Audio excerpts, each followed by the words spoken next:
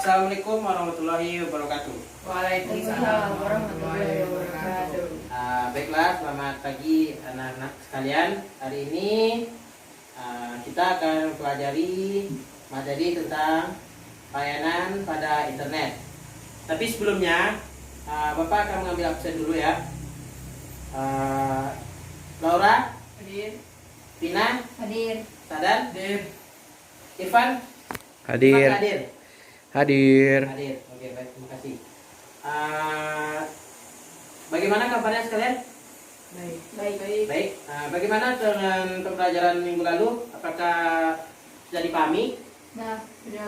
Nah, baiklah. Hari ini kita sekali lagi ya akan mempelajari layanan pada internet. Sebelumnya, puji syukur kita ucapkan pada Allah Subhanahu Wa Taala yang telah memberikan kita rahmat kesehatannya sehingga kita dapat menghadiri pembelajaran hari ini.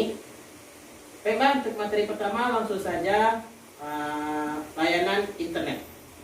Internet merupakan suatu teknologi yang menyediakan berbagai macam layanan. Dengan menggunakan internet sebagai alat mencari informasi dan sarana komunikasi, manfaat lainnya, kamu bisa menyelesaikan berbagai tugas sekolah dengan internet sebagai sumber informasinya, dan masih banyak lagi manfaat lain dari pelayanan yang diberikan internet. Program aplikasi internet sebagai bentuk pelayanannya berjalan di sebuah protokol tertentu. Seperti yang kita ketahui, mungkin di dalam kehidupan sehari-hari ada beberapa tentang layanan internet. Contohnya itu www atau World Wide Web, selanjutnya itu email, chatting, search engine, blog, dan berbagai macam media lainnya. Seperti yang kita gunakan sehari-hari, seperti Google, Yahoo, atau yang lain, Instagram misalnya, atau Facebook. Adapun layanan lainnya seperti Bulletin Board Service, BBS, Usenet, File Transfer Protocol, FTP, Telnet, Internet Teleponi, dan Internet Fax. Sebelumnya saya ingin bertanya, untuk pertanyaan pertama kepada Saudara Sadan. Ya, bagaimana? Ada dipelajari tadi materi tadi? Ada. Baiklah. Yang ingin saya tanyakan, apa dan bagaimana internet itu menurut Sadan? Pengertian dan sejarah internet. Internet adalah jaringan komputer yang saling terhubung ke seluruh dunia tanpa mengenal batas teritorial, hukum dan budaya. Secara fisik, dia dianalogikan sebagai jaring laba-laba the web yang menyelimuti bola dunia dan terdiri dari titik-titik node yang saling berhubungan. Node bisa berupa komputer, jaringan lokal, atau peralatan komunikasi. Sedangkan garis penghubung antar simpul disebut sebagai tulang punggung backbone, yaitu media komunikasi terestrial, kabel, serat optik, microwave, radio link, maupun satelit. Node terdiri dari pusat informasi dan database, peralatan komputer dan perangkat interkoneksi jaringan, serta peralatan yang dipakai pengguna untuk mencari, menempatkan, dan atau menukarkan atau bertukar informasi di internet. Sekian, terima kasih. Bagaimana semuanya dapat dipahami kan? Menurut pendapat dari Sadan tadi, internet adalah jaringan komputer yang saling terhubung ke seluruh dunia tanpa mengenal batas teritorial. Artinya, jaringan internet ini tidak ada batas, baik itu di wilayah terpencil ataupun wilayah perkotaan. Yang menjadi batasannya itu ialah kecepatan jaringan.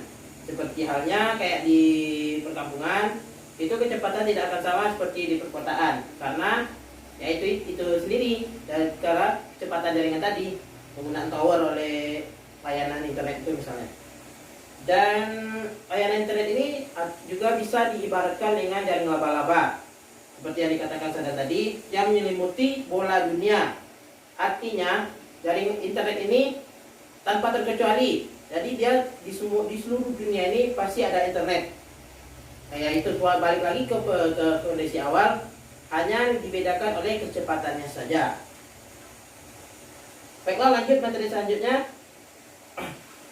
Macam-macam layanan dari internet. Yang pertama itu World Wide Web. www atau sering disebut dengan web adalah pelayanan yang paling populer Web menyajikan informasi dalam bentuk teks, gambar, suara, dan lain-lain. Berdasarkan konsep hypertext yang tersimpan dalam internet web server, artinya dokumen-dokumen di web dapat memiliki link atau sambungan dengan dokumen lain, baik dari web server yang sama maupun web server yang lainnya. Itu contoh www dapat kita ketahui dari searching dari Google anak-anak sendiri. Itu udah jadi makanan sehari-hari, Bapak yakin. Selanjutnya itu email. Email atau electronic mail adalah layanan internet yang mengirimkan surat dan media elektronik. Dengan fasilitas ini, kita bisa berkirim surat dalam bentuk teks hanya dengan beberapa detik saja. Pengirim cukup memasukkan alamat yang dituju tanpa harus memakai perangko atau pergi ke kantor pos. Syaratnya, pengirim dan penerima harus sama-sama memiliki alamat email. Itu saja ya. Mana bisa misalnya Bapak mengirimkan email pada saudara sedangkan dia tidak punya gitu, akan nyampe-nyampe gitu. Contoh dari email ini yaitu Yahoo dan Gmail.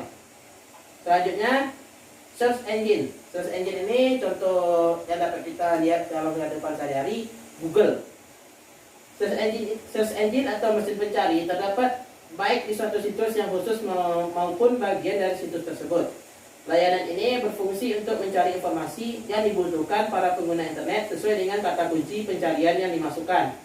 Informasi dapat dicari bermacam-macam, mulai alamat situs web, alamat blog, berita, data, informasi, baik yang sudah lampau maupun informasi terkini. Contohnya Google, Internet Explorer, dan Mozilla Firefox.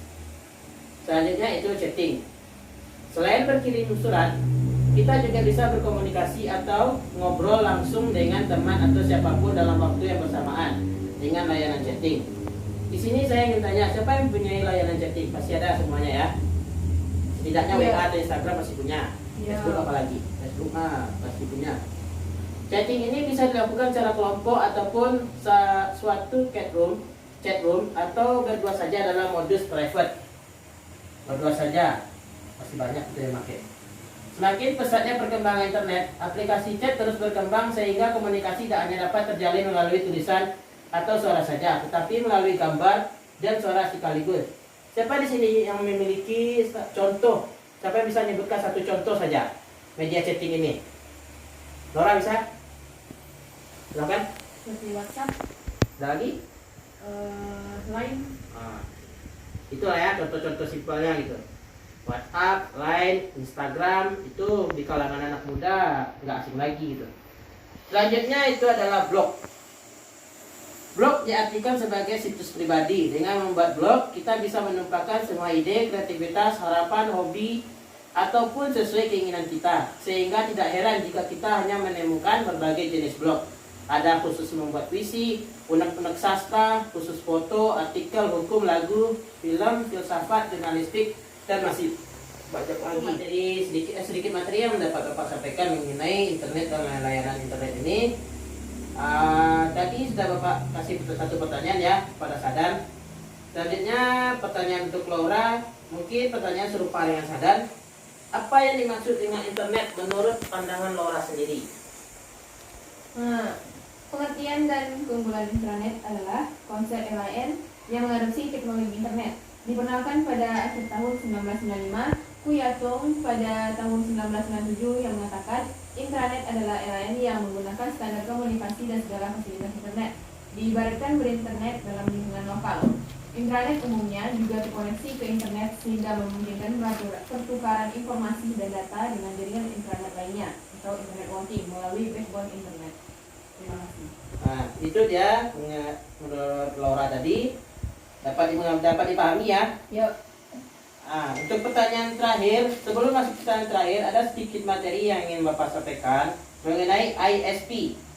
ISP ini dapat digunakan untuk memperoleh keuntungan dari pungutan iuran kepada anggota.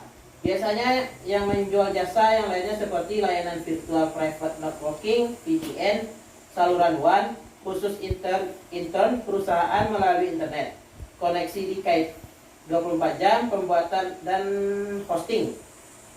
Baiklah, pertanyaannya untuk Saudari Vina ya. Ya.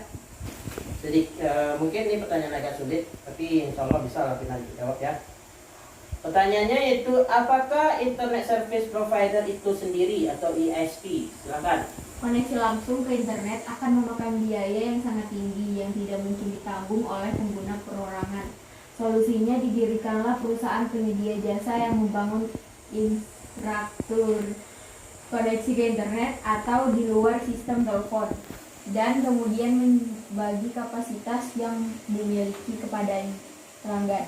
Dengan demikian, biaya koneksi akan menjadi ringan karena ditanggung bersama oleh sejumlah pelanggan melalui registrasi dan iuran atau biasanya berlangganan per bulan, kecuali biaya pulsa ditanggung sendiri oleh masing-masing pengguna. Nah, itu dia ya, apa yang dimaksud dengan ISP provider.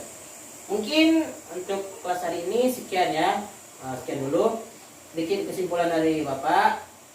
Yang dapat kita apa dari pembelajaran tadi, layanan pada internet itu terbagi atas beberapa macam, contohnya www, World Wide Web, email, chatting, search engine, dan blog. Dan itu semuanya pasti kita sudah mengetahui ya, karena itu sudah biasa dipakai dalam kehidupan sehari.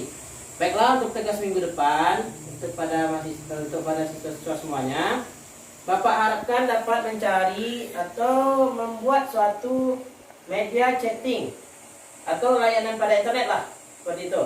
Bapak harap untuk pertemuan minggu besok semuanya sudah mengerjakan tugasnya ya. Iya, Pak. Ya.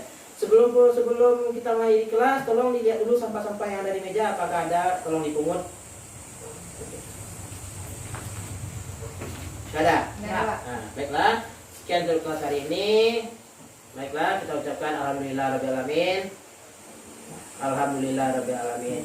Baiklah, assalamualaikum warahmatullahi wabarakatuh.